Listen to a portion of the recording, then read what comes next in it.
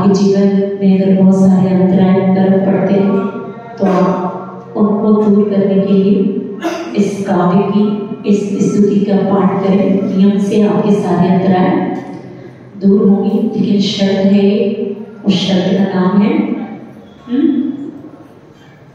उस शब्द का नाम है श्रद्धा और भक्ति। श्रद्धा और भक्ति के साथ अगर आप काव्यों का पाठ करते हैं तो नियम से वो काव्य, नियम से वो स्तुति आपके लिए फल देने वाली अवश्य होती है। इस काव्य में भगवान को 4 उपाधियों से 4 विशेषण देके उनको नमस्ते किया। पहला विशेषण पढ़ेंगे, नष्ट अष्ट कर्म रिपु बाधा। भगवान आप कैसे हैं? तो अष्ट कर्मों को नाश करके जो रिपु हैं, रिपु समझते हैं? शत्रु को बोलते हैं रिपु, रिपु का दमन करना। तो भगवान आपने 8 कर्म रूपी शत्रुओं को नाश किया, इसलिए आपको क्या हो? आप भगवान को नमस्ते करते हैं। तब करते हैं जब उनके अंदर कुछ गुण है।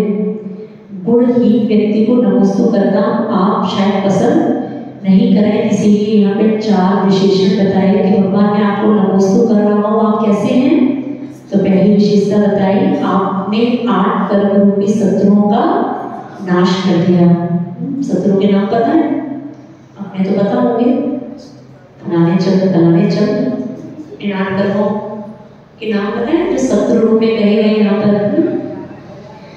आपके तो 8 से ज़्यादा हो सकते हैं, लेकिन यहाँ पे 8 कर्मों के नाम जो मुख्य रूप से दिए हैं, ज्ञानावृणि, दर्शनावृणि, वेदिनी, मोहिनी, आयु, नाम, गोत्र और अंतरा। 4 घातीय और 4 अघातीय कर्मों की बात आपसे पहले भी 1-2 बार कर चुके हैं। दूसरी विशेषण दिया, स्वर्गापवर्ग सुखदायक ते नमोस्तु। भगवान आप स्वर्ग और अपवर्ग को देने वाले हैं, ऐसे सुख के साधनों को आप देने वाले हैं, आपको भगवान मेरा नमोस्तु हो। 2 बातें आई इसमें, 2 शब्द आए, स्वर्ग और अपवर्ग। अपवर्ग समझते हैं? अब तो मोक्ष इसलिए बता दिया कि माता जी हिंदी में मोक्ष लिखा है, वो समझते हैं। अगर मात्र आप संस्कृत देखें तो अपवर्ग का मतलब क्या हुआ, मोक्ष कैसे निकला, थोड़ा इसे भी समझें। 4 गतियों को 4 वर्ग कहा। वर्ग कितने? 4 वर्ग। मनुष्य वर्ग जो जाति, जो आप गति बोलते हैं, उन्हीं को आचार्य ने वर्ग कहा। मनुष्य वर्ग, नर, तिर्यंश, मनुष्य और देव। तो इन 4 से जो रहित हो गए, अब मतलब इनसे जो रहित हो गए, जो 4 वर्गों से रहित हो गए, वो कहाँ जाके बैठे हैं? पंचम गति। आपसे पूछे तो कौन सी? जैसे आप पंचम गति कहते हैं, सिद्ध गति को पंचम गति, ऐसे अपवर्ग को क्या समझना? नया शब्द होगा आपके लिए, शायद आपके लिए नया शब्द होगा, लेकिन शास्त्रों में ये शब्द देते हैं अपवर्ग। तो 4 वर्गों से रहित का स्थान जो है, जो 4 वर्गों से रहित है, उसको बोलते हैं मोक्ष। जैसे 4 गतियों से रहित सिद्ध गति, ऐसे 4 वर्गों से रहित स्थान कौन सा? मोक्ष स्थान। तो भगवान आपकी भक्ति से स्वर्ग भी मिलता है, और आपकी भक्ति का मुख्य फल देखें तो वो मुख्य फल हमें दिखाई देता है मोक्ष के रूप में। ऐसे सुख के दायक भगवान आपको नमोस्तु हो। तीसरा विशेषण दिया, विश्व कीर्ति गुणी नायक ते नमोस्तु। विश्व एक, भगवान विश्व में मात्र आप ही एक ऐसे हैं जिनकी कीर्ति इतनी बढ़ती है कि आप कीर्ति के गुणों के नायक कहे जाते हैं। आप क्या तो नायक हैं, लेकिन यहाँ नायक किसको कहा? नायक का मतलब समझते हो? और नेता, मुख्य, जो लीडरशिप है, जिसके पास लीडरशिप करने की शक्ति है, वास्तव में वो कौन है? तो भगवान आप ही मात्र विश्व में ऐसे हैं जो सब गुणों के क्या हैं? सब गुणों के नेता है। इसलिए भगवान आपके चरणों में मेरा क्या है? नमोस्तु है। और चौथा विशेषण दिया है यहाँ पर, वीणांत राय विधि भारत ते नमोस्तु। भगवान जो जितने प्रकार के विघ्न आदि अंतराय पड़ते हैं, उनके विधियों के आप क्या हैं?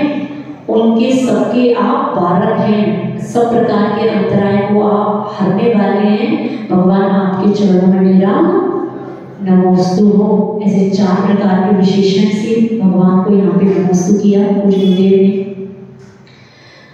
आप देखिए, अगर कोई भी जीव परमात्मा बनता है, भगवान बनता है, उसके पीछे बहुत सारे उपक्रम होते हैं।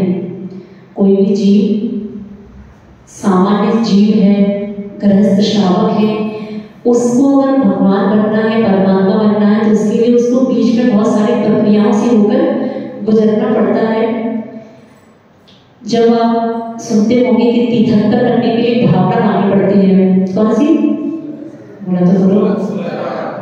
16 कारण भावना, जैसे भावने से तीर्थंकर प्रगति का बंध होता है, ऐसी एक भावना और है जिसका नाम है वैराग्य भावना। सुना है ना? वैराग्य भावना होने से क्या होता है? उससे भी कुछ होगा कि नहीं होगा? क्या होगा? वैराग्य बढ़ेगा कि नहीं बढ़ेगा? थोड़ा संसार से, भोगों से, शरीर से डर लगेगा कि नहीं? अभी आपसे अगर पूछें वही अपना तुम्हारा प्रश्न कि संयम लेने का भाव क्यों नहीं होता, तो उसका उत्तर एक है, आपको नहीं पता हो, लेकिन आपका उत्तर हम देते हैं कि अभी हमें संसार, शरीर, भोगों से डर नहीं लगता, जिसका नाम है संवेग भाव। संवेग भाव समझते हैं? संवेग की परिभाषा क्या है? संसार, शरीर, भोगों से डरना। जिस दिन डरने लगोगे उस दिन क्या हो जाएगा? आपके अंदर वैराग्य का भाव उत्पन्न हो जाएगा। 7 प्रकार के भय आपने बताए, आकस्मिक भय, मरण भय, वेदना भय, इहलोक भय, परलोक भय, मरण भय और आकस्मिक भय, ऐसे 7 प्रकार के भय बताए। एक संवेग दृष्टि जीव इस 7 प्रकार के किसी भी भय से उसको भय नहीं लगता, लेकिन एक प्रकार का भय है जिससे उसको भी भय लगता है। पता है कौन सा? संसार है। जब तक आप संसार से डरे हुए नहीं रहोगे, जब तक आप संसार के दुखों से नहीं डरोगे, तब तक आपके अंदर वैराग्य का भाव नहीं आएगा। इसीलिए आज थोड़ा सा मन था कि वर्तमान श्लोक के बीच में एक भावना, बहुत अच्छी भावना जो वैराग्य भावना है, पूज्य गुरुदेव ने इसमें वर्णन किया है। तो आज ऐसा मन था कि अलग से तो आपको क्लास में पढ़ना नहीं, शिविर में कुछ होना नहीं है, तो इससे अच्छा इस वैराग्य भावना को इसी प्रसंग में वर्तमान श्लोक के बीच में इसको थोड़ा सा पढ़ा जाए। और वैराग्य भावना आप शायद अपने समाज में पढ़ते हो, मंदिर में पढ़ते हैं या बोले चले जा रहे हैं बस? कितने लोग ईमानदारी से बताओ वैराग्य भावना का पाठ कभी कभी, रोज का नहीं कह रहे, कभी कभी कर लेते हो? 5, 6, 7 महिलाएं हैं, 1, 2, 3, 4 यहाँ पे हैं, ठीक है। तो ये भावना है बहुत अच्छी। बहुत दिनों से मेरा भाव था कि इस वैराग्य भावना का थोड़ा सा आपको अर्थ समझाएं, और आज थोड़ा सा मौका भी मिला, तो उस प्रसंग को थोड़ा लेते हुए जो आपको सामने पुस्तक उपलब्ध है, थोड़ा जिनवाणी में से वैराग्य भावना को निकालते हुए, हाँ, क्योंकि अलग से तो आपको बुलाना मतलब अपनी सिरदर्दी करना है। हाँ, तो हम अपना सिरदर्द क्यों बढ़ाएं? इससे अच्छा आप इसी प्रसंग में थोड़ा सा वैराग्य भावना समझें, पुस्तक विशेष हो यहाँ पे पहुंचा दें। चलिए, वैराग्य भावना को आपको शायद इस बात का ज्ञान ना हो कि वैराग्य भावना के शब्द, ये वैराग्य भावना कब प्रस्फुटित हुई? कोई बताया ज्ञानी? कोई ज्ञानी जीव इस सभा में इस प्रश्न का उत्तर देने के लायक है कि वैराग्य भावना किस समय की घटना है? प्रत्येक स्तुति, प्रत्येक श्लोक एक घटना से संबंधित है। जैसे आप विशाखार श्लोक देखते हैं, एक विभाव श्लोक देखते हैं, प्रत्येक श्लोक के पीछे एक कारण है जिसके कारण उसकी रचना हुई। भक्तामृत श्लोक आप जानते हैं, कल्याण श्लोक के बारे में सुना। ऐसी वैराग्य भावना जो बोलो, अरे जिनको हमने बताया है उनको छोड़ के, हाँ ये बताएगा क्या? हाँ, पार्षद भगवान का जीव। कौन से भगवान? अच्छे से बोलो, कौन से? पार्षद भगवान का जीव जो 23वें तीर्थंकर हैं। जब वो पार्षद भगवान का जीव पूर्व में एक चक्रवर्ती था जिनका नाम था वज्रनाभी चक्रवर्ती। तो उन वज्रनाभी चक्रवर्ती के जीवन की एक घटना से जुड़ा हुआ ये प्रसंग है कि वो वज्रनाभी चक्रवर्ती को वैराग्य हुआ, तो वैराग्य के समय उनके अंदर क्या भाव घटित हुआ, कैसा उस समय दृश्य रहा, वो पूरे दृश्य को बताने के लिए इस भावना का नाम दिया गया वैराग्य भावना। आपने शायद पढ़ी तो हो लेकिन कभी प्रयास नहीं किया होगा कि इसका हम अर्थ समझें। कितने लोगों को अर्थ आता है? जीरो बेटा सन्नाटा। चलो कोई बात नहीं, आज थोड़ा सा भगवान की भक्ति के प्रभाव से हमारा भी भाव होगा, आपको थोड़ा अर्थ बताना मिल जाएगा। चलिए सभी लोग थोड़ा सा निकाल के पढ़ने का प्रयास करें। बीज राग पहले भोगे जो प्रसाद जग माई, जो चक्री रख सुख करे धर्म विसारे नाम। थोड़ा सा अर्थ समझ तो चले। जैसे कि कोई किसान है, वो बीज राग फल भोगवे। जब वो भूमि में बीज को बोता है तो बीज को बोने के बाद वो रख के वहां पे फूल उसको नहीं जाता, वो आगे आने वाले उसके फल को भोगने के लिए हमेशा तत्पर रहता है कि मैंने ये बीज, अगर आम का भी बीज आपने बोया है, गुठली बोई है, तो वो किसान उसको याद है कि मैंने यहाँ पर बीज बोया है, वो वहां उसको रख के भूलता नहीं है। तो ऐसे ही उदाहरण दिया, जैसे एक किसान बीज को बोने के बाद उसका फल भोगने का वो बीज बोने के बाद भूलता नहीं है, ऐसे ही चक्रवर्ती की संपदा। एक चक्रवर्ती के पास कितना भी वैभव क्यों ना हो, लेकिन फिर भी वो अपने सम्यक दर्शन को नहीं भूलता। वो नहीं भूलता इस बात को कि भले ही ये भोग वैभव मुझे मिले, लेकिन वास्तव में मुझे इनमें रमना नहीं है। इस बात को वो हमेशा पूरे जीवन काल में याद रखता है। आगे बढ़े। राजी करे नायक भोगे पुण्य विशालो,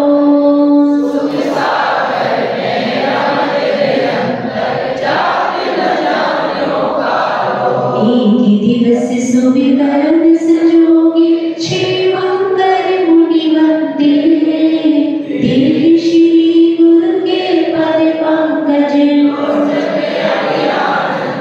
एक बार जो एक चक्रवर्ती थे जिनका नाम है वज्रनाभी चक्रवर्ती, अनेक प्रकार के भोग विशाल को भोगते हुए, सब प्रकार का राज करते हुए, सुख सागर में रमत निरंतर, हमेशा ये सुख के सागर में डूबते हुए, जात ना जान्यो कालो, कितना ही समय इन भोगों में निकल गया, कोई काल पता नहीं है, ऐसा बहुत समय निकल गया।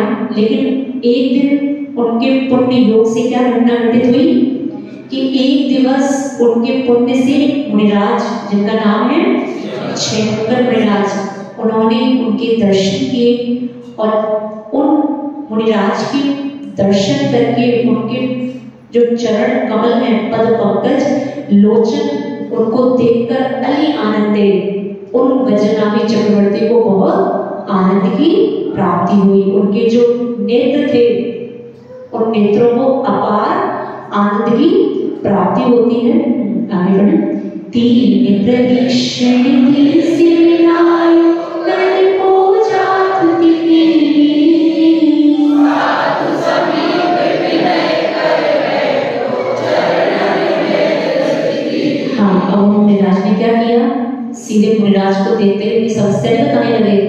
घर में ये समस्या, महाराज अब क्या बताएं, क्या करें, अब इसके लिए क्या करें, उसके लिए क्या करें। सबसे पहले क्या करना, आप लोग आते हैं ना सीधे शुरू हो जाते हो। हाँ, थोड़ा इससे ये भी सीखना है कि हमें साधु के पास जाके सबसे पहले क्या करना पड़ता है। नमोस्तु बदनामी तो बाद में, पहले क्या करिए, पहले माता जी समस्या सुनो, समस्या ये है, बाद में देखेंगे, समय मिला तो नमोस्तु भी कर लेंगे, बदनामी भी कर लेंगे। तो सबसे पहले इन चक्रवर्ती ने क्या किया, तीन प्रदक्षिण दे सिर नायो, तीन प्रदक्षिणा देके मुनिराज के सामने सिर नायो, अपने सिर को नवाया, कर पूजा तुति कीनी। तुति समझते हैं, प्राकृत का शब्द है, स्तुति को प्राकृत में थुति बोलते हैं। बच्चों की पुस्तक दी गई पाठशाला की, उसका नाम क्या है कुछ पता है? अच्छी बात है, बड़ी बेटियां पुस्तक नहीं मिली क्या तुम्हें पाठशाला में? अच्छा क्यों भैया जी, पुस्तक का नाम क्या है? कल पुस्तक मिली तो कल पाठशाला में आए थे बेटा। पाली थुति संग्रह, प्राकृत स्तुति संग्रह। तो यहाँ पे जो थुति लिखा है इसका अर्थ क्या है? स्तुति।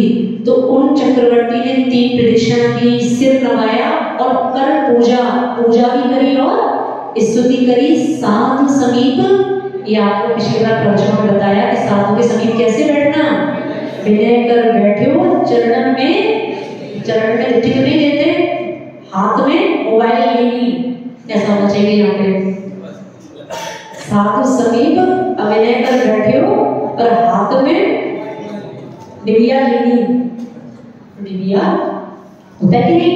आप समझ के देखिए कि कैसा वास्तव में होना चाहिए और वर्तमान में कैसा हमें दिखाई देता है। नमोस्तु की बदनामी की। अब माता जी महाराज तो पाठ कर रहे हैं, क्या कर रहे हैं? 5 मिनट कैसे काटे? तो कैसे काटे? जो हाथ में मोबाइल लिया है 5 मिनट हम अपना अच्छा टाइम पास करें। जब उनके पाठ समाप्त हो जाए तो क्या करें? फिर हम अपनी चर्चाओं में, चर्चा समझते हो, धर्म की चर्चा करनी आती नहीं है, चर्चा करनी आती तो क्या आती है? मात्र बोलो तो घर की चर्चा में घर से करते नहीं हो, करने का मन तो बहुत करता है लेकिन घर की वजह से कर नहीं पाते, चर्चा मात्र करनी आती है। तो समस्या संबंधी चर्चा, कभी कभी साधु के पास आके धर्म की चर्चा करने का भी भाव बनाया करो। आप कौन सा पाठ पढ़ रही हो माता जी, हमें भी बता दो। थोड़ी देर के लिए आपके पास बैठ के हम भी पाठ कर रहे हैं। बेटी है, इन बेटियां जो आती हैं सुबह निहार के लिए, ये जब हम मंदिर जाते हैं थोड़ी देर जब मंदिर की वंदना करते हैं तो बेटियां बैठी रहती हैं। पूछो क्यों बैठी हैं? माता जी आपके साथ हमें पाठ करने हैं। आप समझ के देखें, इतना अच्छा इनका भाव रहता है बेटियों का कि माता जी आप 10 मिनट बात करोगी, कोई बात नहीं, रुके हुए हैं, लेकिन हम सुबह सुबह आपके साथ भक्ति के पाठ करके अपने घर जाएंगे। वास्तव में कुछ ऐसा करो तब आपका साधु के पास आना सार्थक हुआ। आप साधु के पास आए, अपनी बातें बताएंगे, आप बोलना कुछ है नहीं उत्तर में, तो सबसे अच्छा क्या? साधु के पास आने के बाद क्या करना? सीख लो थोड़ा सा, क्या करना? बोलो, दृष्टि के बाद में डालना चरणों में, करना क्या? थोड़ा सा धर्म संबंधी चर्चा करने, तब वास्तव में आना कुछ सार्थक होगा। आगे बढ़ो। गुरु विदिशो धर्म शिरोमणि सुयाचा बेरागी,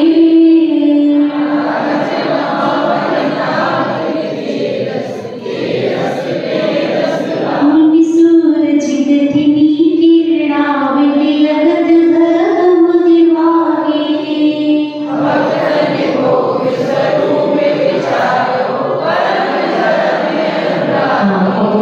चक्रवर्ती उन्होंने राज की परिक्रमा देके उनकी पूजा करके उनके चरणों में दृष्टि डालकर बैठ गए।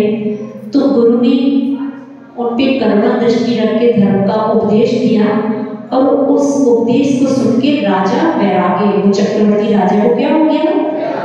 राज रमा बनितादिक जेरस तेरस बेरस लागे। जिन वस्तुओं में उन्हें अभी तक रस दिखाई देता था, जिन वस्तुओं में, जिन सामग्रियों में, जिन पदार्थों में उनको रस आता था, वो अब कैसे लगने लगे? वैराग्य आने के बाद चाहे नारंगी का रस हो, चाहे संतरे का रस हो, सब बेरस लगने लगते हैं। वास्तव में आचार्य श्री जी बहुत अच्छी बात कहते थे, जब अंतर में अपनी आत्मा के रस का आनंद जिस योगी को आने लगता है, उसे फिर उसके बाद बाहर के सारे रस बेरस लगने लगते हैं। तो वो चक्रवर्ती को वैराग्य आने के बाद राज, जो राजपाट था, रमा अपनी स्त्री, रमा जो अपनी पत्नी थी, वनितारिक जो स्त्रियां आती थी, ये सब जो पहले रस वाले लगते थे, रस युक्त लगते थे, अब वो कैसे लगने लगे? रसहीन लगने लगे। मुनि सूरज कथनी किरणावली, मुनि को यहाँ उपाधि दी। मुनि किसके समान है? सूरज के समान है, और उनके जो उपदेश हैं वो किरणावली के समान है, किरणों के समान है। लगत धर्म बुद्धि भागी, जैसे ही उनकी किरणों का प्रवेश हमारे पास हुआ, हमारे अंतरंग में हुआ, हमारी बुद्धि भागी भवतन भोग स्वरूप विचारे हो, और हमें भव से तन से भोग इनका विचार करके वो चक्रवर्ती परम धर्म अनुरागी हो जाता है। इस प्रकार उसके अंदर वैराग का भाव आ जाता है। ये संसार महाबल भीतर धर्मति लोरी नावे,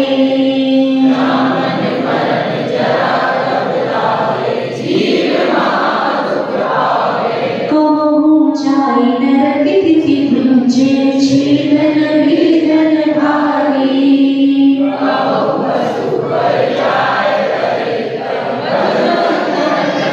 ये संसार कैसा है? महान, बहुत बड़ा जंगल है। ये संसार छोटा मोटा नहीं है, अफ्रीका के जंगलों से भी बड़ा जंगल है।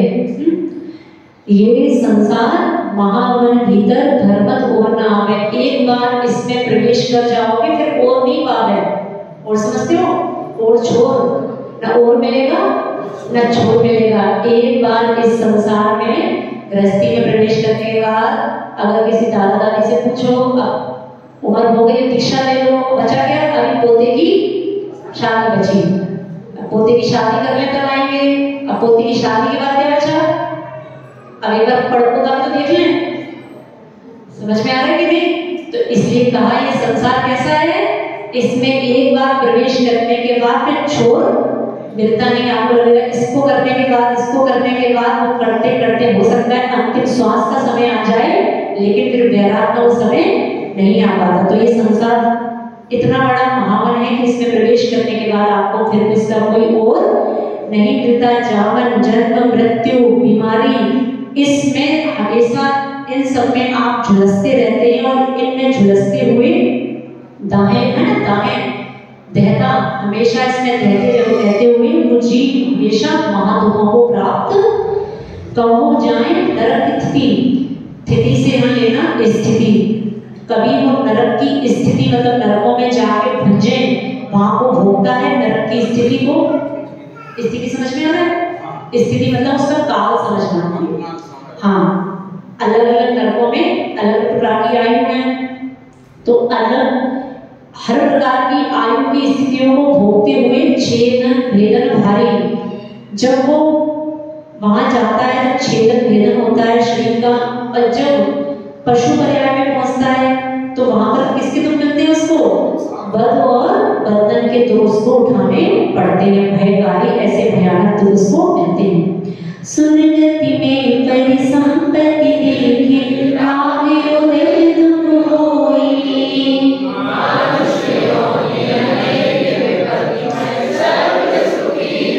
कोई इष्ट वियोगी कोई अनिष्ट संयोगी।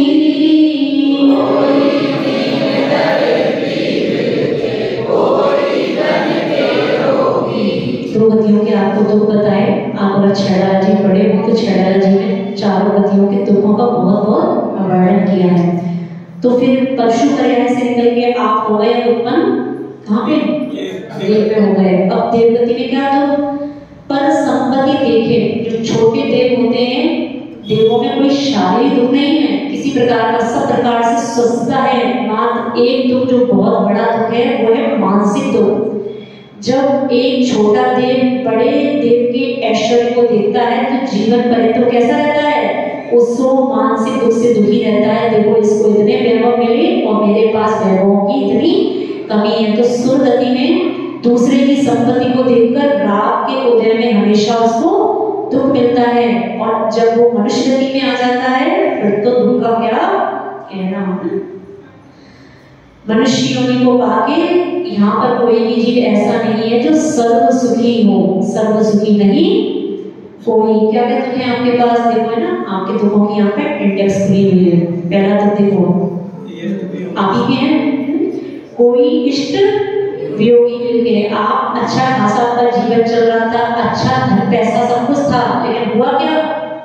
एक अपने ही घर का जो आपका इष्ट व्यक्ति था, अपना ही पति, अपनी ही पत्नी, अपना ही बच्चा, अपनी ही बच्ची, जो सबसे आपको प्राणों से प्यारा था, उसका क्या हो गया?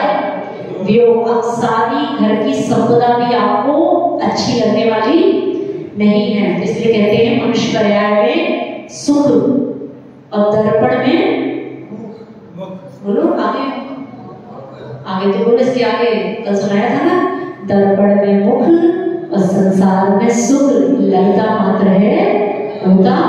कितनी भी संपदा आपके पास हो, आपके घर से जब आपका एक घर का खुद का पुत्र जब इकलौता चला जाएगा, आप सोच के देखिए कोरोना में 2-3 केस ऐसे हुए, अब ये घटना सुनने में आई 2 वर्ष पूर्व पनागर में जबलपुर के भैया जी थे, पूज्य गुरुदेव के पास आए, बहुत सुंदर भैया जी, नाम याद नहीं अभी, तो रहे होंगे वो 22 से 23 साल के, इतने सुंदर, अपने हैदराबाद में जॉब करने वाले, अकेले एक पुत्र और 2 बहनें, दोनों बहनें ब्रह्मचारी पे हैं।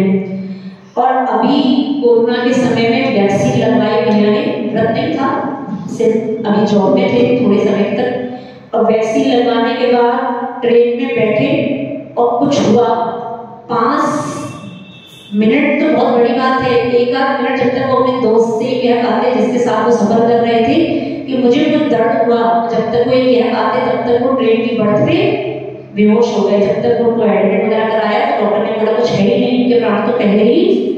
आप सोच के देखिए 22 वर्ष का एक युवा जो अपने घर से इतना बड़ा पद पे होने के बाद, और घर में करोड़ों की संपत्ति है, और घर में बहनें भी मोक्ष मार्ग में हैं, तो उनकी जो माँ भैया की थी वो 7 प्रतिमाधारी, माँ 7 प्रतिमाधारी है। और माँ उस समय आप सोचो, माँ का दुख का पारा, जिसका एक इकलौता पुत्र चला जाता है, आप उस माँ के पास जाएं तो माँ के पास आपको वैराग की बातें सुनने को मिलेंगी। जब आप उस माँ से कहेंगे आपका बेटा चला गया, तो माँ आपको उत्तर में क्या कहेंगी, इसी का नाम तो संसार है।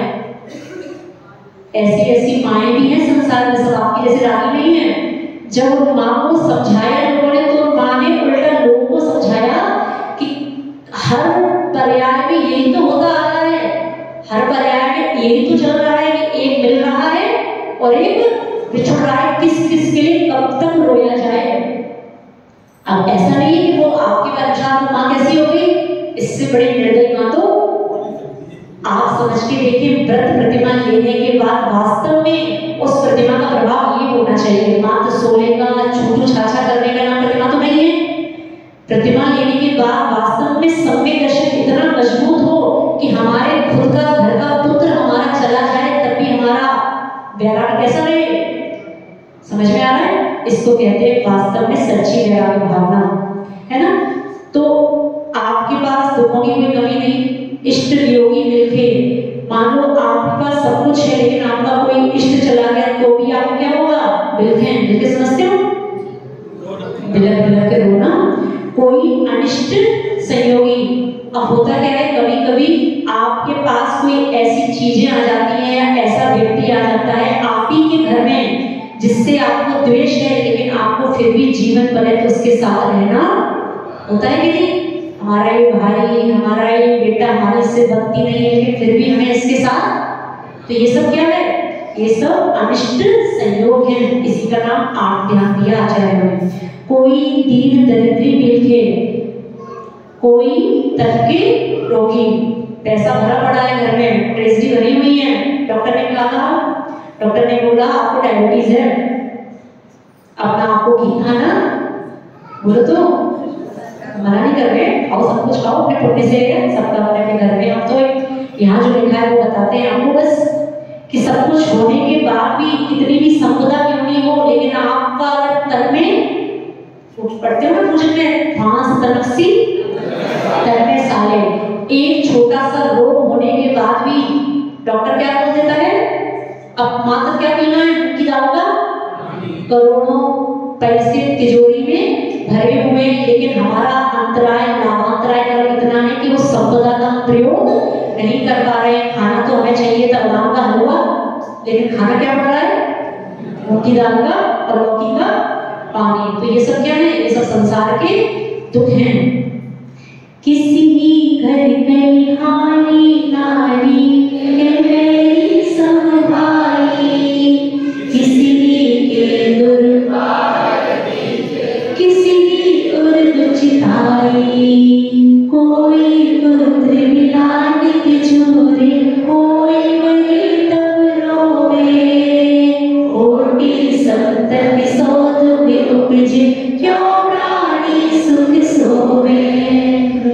नंबर आ गया। किसी ही घर सब कुछ है, संपदा है, लेकिन पत्नी इतने लड़ने वाली, माता जी ने खुद चैन से जीती है। हाँ, ऐसे भी बहुत लोग आ जाते हैं बेचारे दुखी श्रावक, ना माता जी खुद चैन से जीवी है ना मेरे चैन से जीवे देवी। तो समझना ये पूर्व भाव की हमारे कोई नियम से कोई बैरी थी जो इस भाव में हमारी पत्नी के रूप में हमें ये मिल गई है ना। जरा कुछ नहीं हो सकता कभी भी ऐसे हो, माता जी ने खुद चैन से जीने देते हैं, होता है कि नहीं? माता जी खुद भी कलेश करते हैं, एक आती है तो क्या है हमारे पास ऐसे वाले है ना। तो सब कुछ सब संसार में दिखाई देता है। किसी घर कलेहारी नारी और के बैरी सब भाई। अब पुण्य से पत्नी अच्छी मिल गई तो भाई कैसा मिल गया? भाई बहन मिल गया। तो ये सब जो आपके घर में आपके सहयोगी ऐसे हैं, संबंधी ऐसे हैं, नियम से मान के चलना, ये सब आपके पूर्व भाव के बैरी है, जिनका पूर्व भाव में आपसे बैर पूरा नहीं हो पाया, उस बैर को पूरा करने के लिए वो आप ही के घर में उत्पन्न हुए हैं। किसी के को दुख बाहर दिखे। संसार में कितने लोग ऐसे हैं जिनके बाहर दुख देखने में आ जाते हैं, लेकिन कुछ जिनका अपना एक स्टैंडर्ड होता है, समाज में पद होता है, वो अपने दुख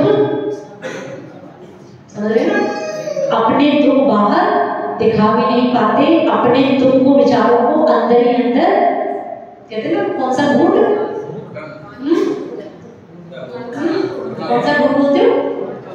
जहर का घूट पीना पड़ता है। बस ऐसे मानना तो संसार में किसी के दुख तो बाहर दिखाई दे जाते हैं, लेकिन अपनी अपनी इज्जत बचाने के लिए बहुत संसार में, हर समाज में, हर घर में ऐसे व्यक्ति भी आपको मिलेंगे। अब किसको अपने तो बताएं, हमारा बच्चा ही ऐसा है तो कब तक बताएं? किसको बताएं कि हमारा ही बच्चा, किसको बताएं कि हमारा ही पति ऐसा है, किसको बताएं कि हमारी पत्नी ऐसी है? अपनी इज्जत उछलेगी, इससे अच्छा कैसा अपने दुख अपने पास ही रखते हैं। संसार में आप देखोगे तो 90% लोगों के दुख ऐसे ही हैं जो बाहर प्रकट में दिखाई नहीं देते। अधिकतर लोग ऐसे ही जो अपने दुख को अपना ही जहर का घूंट पीते हुए उस दुख को पूरा का पूरा व्यतीत करते हैं। कोई पुत्र, कोई संसार में ऐसे जीव हैं जिनके पुत्रों की उत्पत्ति नहीं हुई है, वो उसमें झूल रहे हैं, और पुण्य योग से पुत्र मिल भी जाता है, लेकिन जब उसका आयु कर्म बहुत कम रहता है तो पुत्र अकाल मरण को भी प्राप्त हो जाता है। और पुत्र भी है, पुत्र का मरण भी नहीं हुआ तो भी आपका अंतराय कर्म इतना कि वो पुत्र कैसा हुआ, कहते हैं ना, इससे तो बिना पुत्र के अच्छे थे।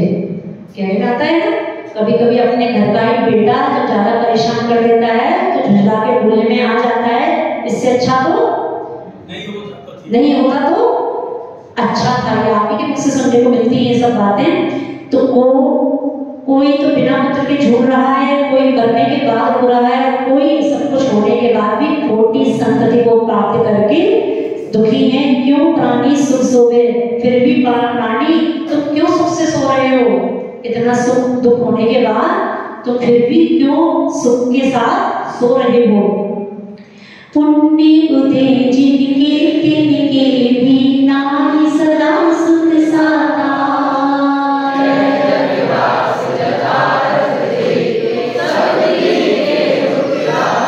जो संसार विषय सुख होता तीर्थंकर क्यों त्यागे,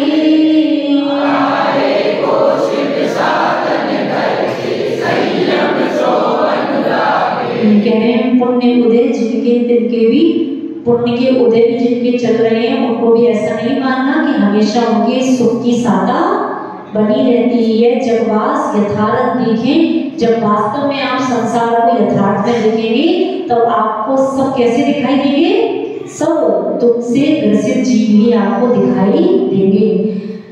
इस संसार में वास्तव में अगर सुख होता तो तीर्थंकर भगवान क्यों त्यागते हैं? काहे को शिव साधन करते और संजम सो। जब संसार में सुखी था तो तीर्थंकर भगवान क्यों इतना राजपाट वैभव छोड़ के जाते और क्यों मोक्ष मार्ग में लगते और क्यों संयम के साथ अनुराग करते? माता जी इस समय के में पैसे से ही पूरा सुख माना जाता है कि पैसा अरे पैसा भी तो बताया ना, लक्ष्मी को कैसे किसकी उपमा दी, इसी में आएगा आगे। लक्ष्मी किसकी समान है? आपको लगता है लक्ष्मी के साथ सुख है, लेकिन जिस दिन पुण्य का घड़ा पूरा होकर फूट जाएगा, जिस दिन पाप कर्म का उदय आ जाएगा, उस दिन लक्ष्मी जी कहाँ चली जाएंगी? सामने वाले पड़ोसी घर में चली जाएंगे। इसलिए कहा है वैस्या सम लक्ष्मी अति चंचल याज्ञा कौन पत्यारा। पत्यारा समझते हैं? पत्यारा नहीं, पत्यारा क्या होता है? हाँ, पति। जैसे वैश्या का कोई पति नहीं होता, आज इसके घर कल उसके घर, ऐसे वैश्या के समान लक्ष्मी की उपमा दी। आपको लगता है आज आप करोड़पति हैं, जिस दिन पाप कर्म आपके दरवाजे पे आकर दस्तक देगा, जिस दिन आपका पाप कर्म उदय में आएगा, उस दिन सारी की सारी लक्ष्मी कैसे नष्ट हो जाएगी क्षण भर में, आपको इसका बात का पता भी नहीं चलेगा। कुछ गुरुदेव बताते हैं कि जिस समय वो अपने गांव में थे, उस गांव के सामने एक हवेली थी, कोठी थी, उसमें परिवार रहता था। अच्छा बढ़िया कोठी, समझ रहे हो? कोठी वाला तो परिवार अच्छा सेट करवा होगा। उस परिवार के व्यक्ति के अंदर कुछ व्यसन लगा, उसका दीवार पे क्या चलता है, चलता है कि नहीं चलता है व्यसन? तो उसका व्यसन लगा, और वो व्यसन में धीरे धीरे करके उस परिवार ने कुछ ही महीनों में अपनी संपदा खो दी। आप समझ रहे हैं? कुछ ही महीनों में वो परिवार की संपदा जब नष्ट हुई, तो परिवार के सारे व्यक्ति अपना गांव छोड़ के बाहर चले गए। अब घर में बची एक बूढ़ी माँ, क्योंकि उनको एक राग था किससे? बूढ़ी माँ को रहता है ना कि तुम चले जाओ कोई बात नहीं है, लेकिन मैं अपने घर में ही अपना पति का बनाया हुआ जो घर था मैं उसी में रहूंगी। मुझे गुरुदेव बताते हैं कि कुछ महीनों आज जब लखनऊ से लौटे अपनी पढ़ाई करके, तो देखा कि कुछ महीने पूर्व जिस घर में सेठ लोग रहते थे, उस घर में आज बूढ़ी माँ है, और आज बूढ़ी माँ के घर में चौका नहीं बना। क्यों नहीं बना? उनके घर में जब जाके पूछा गया, तब पता लगा आज घर में जो द्रव्य था वो बिल्कुल समाप्त हो गया है। आज शाम को इतने भी पैसे नहीं बचे हैं कि आज शाम की रोटियां भी बनाई जाएं। आप समझ में आ रहा है? पूज्य गुरुदेव को इस दृश्य को देख के लगा वास्तव में, और उन्होंने एक भजन की रचना की है। उस भजन की पंक्तियों में इन लाइनों को भी लिखा है कि वास्तव में इस लक्ष्मी का कोई भी भरोसा नहीं है। आपको लगता है कि हमेशा अपने पास रहने वाली है, ये तब तक है जब तक पुण्य आपके साथ है। तो ऐसी ऐसी घटनाएं भी साक्षात देखने में आती हैं कि बड़े बड़े पैसे वाले सेठ लोग भी अपनी माँ को अकेला छोड़ के, और उनकी माँ जब शाम को रोटियां उनके घर में खाने को नहीं थी, तो वो माँ पूज्य गुरुदेव के घर बताते हैं कि उस समय पूज्य गुरुदेव उनको अपने घर लेके आए और बोलते माँ कोई बात नहीं है, मैं हूं ना तुम्हारा बेटा। और उन्होंने काफी दिनों तक उनकी भोजन की क्रियाएं आगे कराई। आप समझ के देखें, इसलिए कहते हैं क्या यहाँ जो भी बात लिखी है सब कुछ ऐसा नहीं है कि कुछ भी ऐसा लिख दिया, सब कुछ यथार्थ में घटित हो चुका है, तभी ये बातें वास्तव में लिखी जाती है ना। तो लक्ष्मी आज इधर कल किधर कुछ पता नहीं है ना। अभी पुण्य के कारण से अच्छा लगता है, जिस दिन पाप कर्म आएगा सब बाजी बदलते, देर नहीं लगती। आगे बढ़े। देह अपावनी अथिली गिनावनी आगे सारे न होई,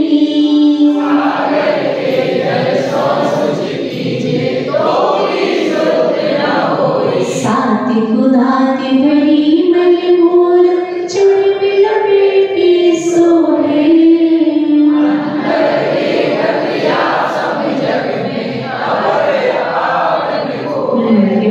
इस देह की असुचता का क्या वर्णन करें? इससे ज्यादा तो अपावन अपवित्र वस्तु संसार में और कोई अधिक घिनावन, इससे ज्यादा घिनवान वस्तु और अपावन अपवित्र वस्तु कोई नहीं हो सकती। और इसमें सार ना कोई, जैसे कि आप तेल को, रेत को कितना भी आप उसको पे में, उसमें से कुछ निकलने वाला नहीं है। ऐसे बताया इस देह में वास्तव में कोई सार नहीं है, सब निस्सार है।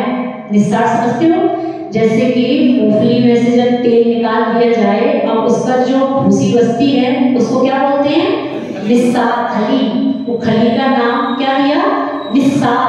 अब जिसमें कोई सार नहीं है, कोई तेल नहीं है, कोई रस नहीं है, उसका नाम है खली। खली का तोड़ा श्लोक में आचार्यों ने वहाँ पे शब्द प्रयोग किया है, इस गाथा में, एक गाथा में किया है। तो ये देह पवित्र है, घिनावन है, ये इतनी घिनावन है कि इसको पूरे समुद्र के पानी से भी धो के शुद्ध कर लिया जाए तो भी ये शुद्ध होने वाली।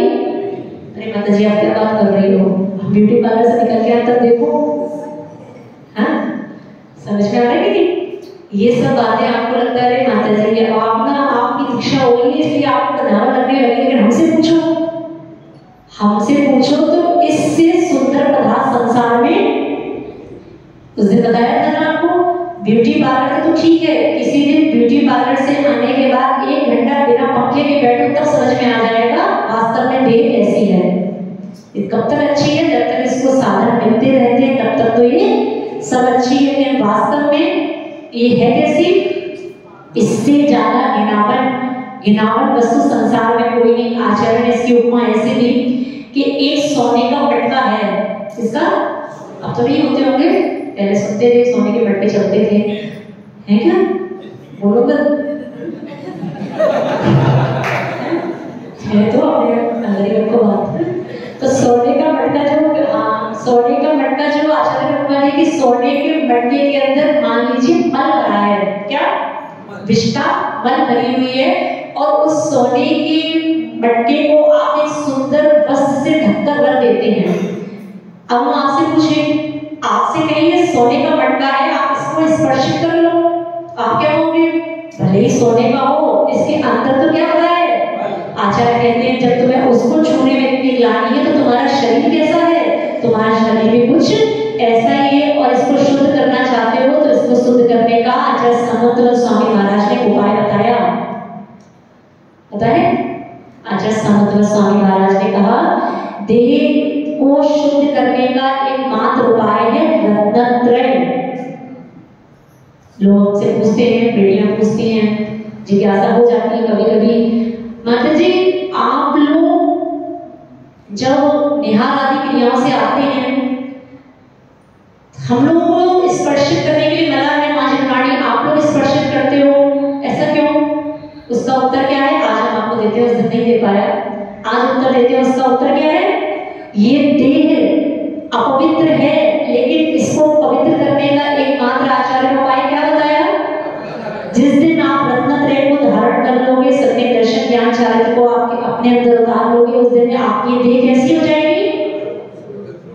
अब तो पहले से देह कैसी हो जाएगी? तो वास्तव में इस मटके को, जो सोने का मटका है जिसके अंदर मल भरा है, अगर इसको आप शुद्धि करना चाहते हो तो शुद्धि कैसे होगी? बोलो तो भाव तो बना लिया करो, भाव बनाने में क्या जाता? क्या करना? भविष्य में हमें आगे जाके अवश्य क्या लेनी है?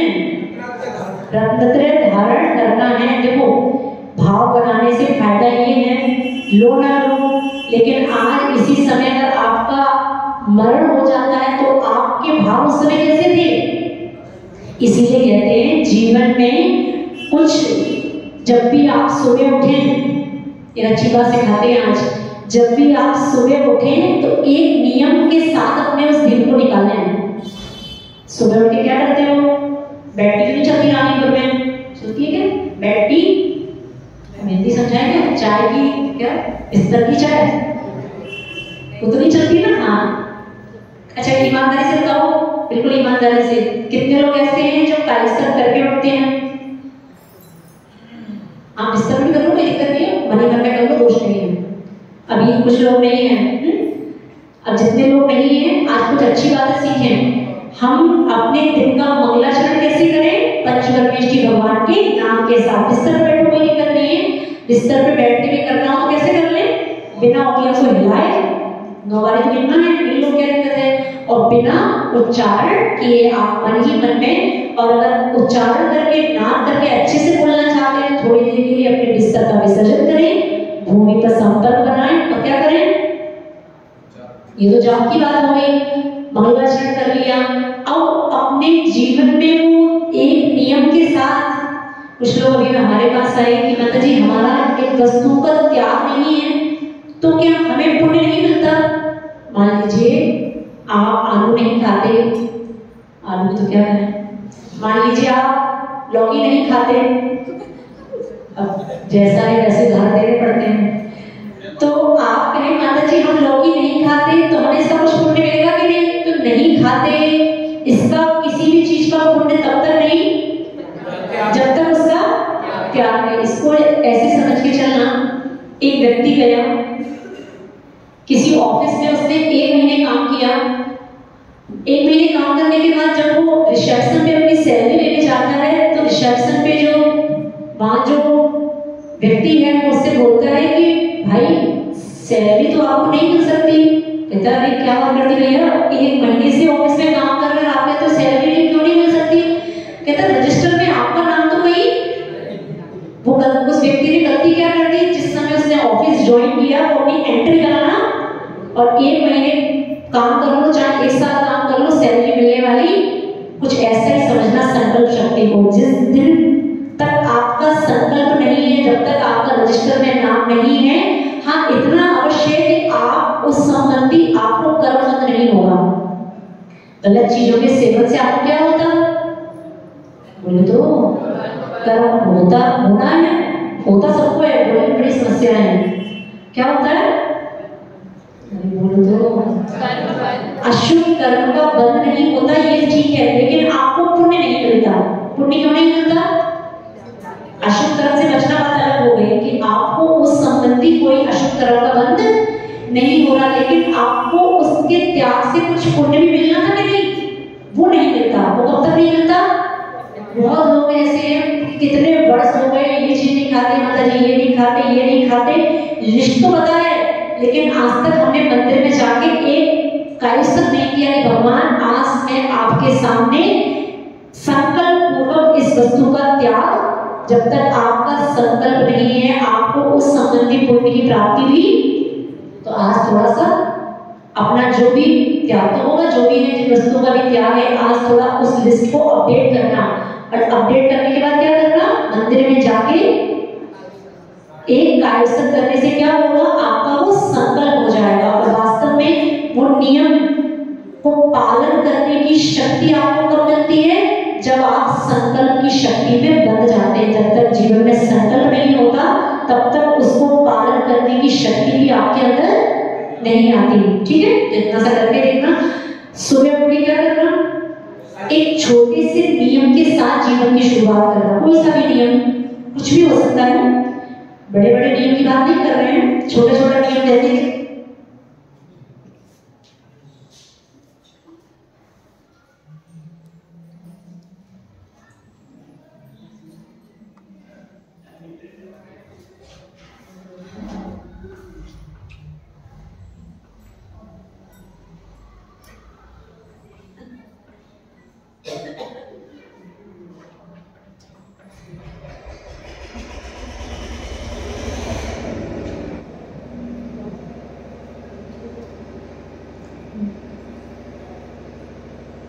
आप सुबह उठ के छोटा सा ऐसा नियम भी ले सकते हैं कि आज मैं भोजन में इस वस्तु को नहीं लूंगा, मैं आज दिन में 5 मिनट का मौन रखूंगा, मैं आज दिन में 5 ही साड़ी पहनूंगी।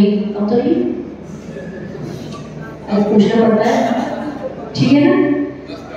हाँ, जितना भी हम कर भी रहे हैं, हम तो एग्जाम्पल दे रहे हैं कि ऐसा ऐसा आप की शुरुआत अगर नियम से होती है तो आप समझना उस दिन किसी के मरण का कोई भरोसा नहीं है कि आने वाली साल जो अगली सांस लेके दूसरी आएगी भी या नहीं, इसका भी कोई भरोसा। तो आपका जो मरण होगा वो कैसे होगा? संकल्प के साथ होगा। तो नियम से आप नीच गतियों में नहीं जाओगे। छोटा मोटा लाभ नहीं है, बहुत बड़ा लाभ है। इसलिए सबसे पहले उन्हें क्या करना, तो बड़े नियम नहीं, 5 मिनट का मौन ले लोगे तो कुछ हो नहीं जाएगा, उस संसार में काम हो नहीं जाएंगे। छोटे से नियम के साथ आप जीवन की शुरुआत करते हैं तो वास्तव में आपके जीवन में कुछ अच्छा उस दिन घटित होता होगा। आपकी समस्या थोड़ी सी ये आती है, आपको हर नया काम करने में डर लगता है। जैसे कि उस दिन किसी से बोला था ना, यहाँ की बात नहीं कहीं और की है, कि प्रतिमा क्यों नहीं लेती, तो प्रतिमा बेचारी पहला क्यों नहीं ले पा रही, भूल गए आप लोग। रात में बुखार आ गया तो क्या होगा, आप सोच के देखें। ऐसे ऐसे फालतू के डर अपने अंदर कहते हैं कि आपकी प्रतिमा के पुण्य से आपकी विशुद्धि इतनी बढ़ेगी, बुखार आने वाला था वो जीवन में कभी नहीं आया। कि विश्वास आपको अपने पुण्य पे खुद नहीं है। नियम लेने के बाद होता क्या है, कहीं ऐसा ना हो जाए, ये नियम तो ले लिया और उस दिन ऐसा ही करना ना पड़ जाए। होता है कि नहीं होता है ना। तो ये सब थोड़ा सा डर, वास्तव में डर लगना है तो किससे लगना है? अभी किससे सिखाया? समय दृष्टि जी किससे डरता है? संसार शरीर भोगों से कुछ डरो तो अच्छा है, नियमों से डरोगे तो दुर्गति होगी। संसार शरीर भोगों से डरोगे तो दुर्गति से निकल के सुगति में पहुंचोगे। समझ में आ रहा है? डरना किससे? संसार बोलो, संसार शरीर भोगों से डरना है, नियम से, यम से, संकल्प से हमें कभी भी डरना। अगर हर व्यक्ति यही सोचने लगे कि नियम लेने के बाद क्या होगा, तो संसार में दीक्षाएं होना समाप्त हो जाएंगी। हम भी यही सोचने लगे दीक्षा लेने के बाद ऐसा होगा, प्यास लगेगी, बुखार आएगा, रात में ये होगा, क्या होगा, जो होगा सो सब अच्छा ही होगा, इस बात का हमें पूर्ण विश्वास है। कुछ अच्छा होगा, कैसे होगा? नियम लेने के साथ वास्तव में कुछ अच्छा घटित होता है। तो थोड़ा सा प्रयास करें, नियमों के साथ अपने जीवन की शुरुआत करें, कुछ अच्छा नियम से घटित होगा, इस बात का विश्वास रखें। श्री वर्धमान महावीर भगवान की जय।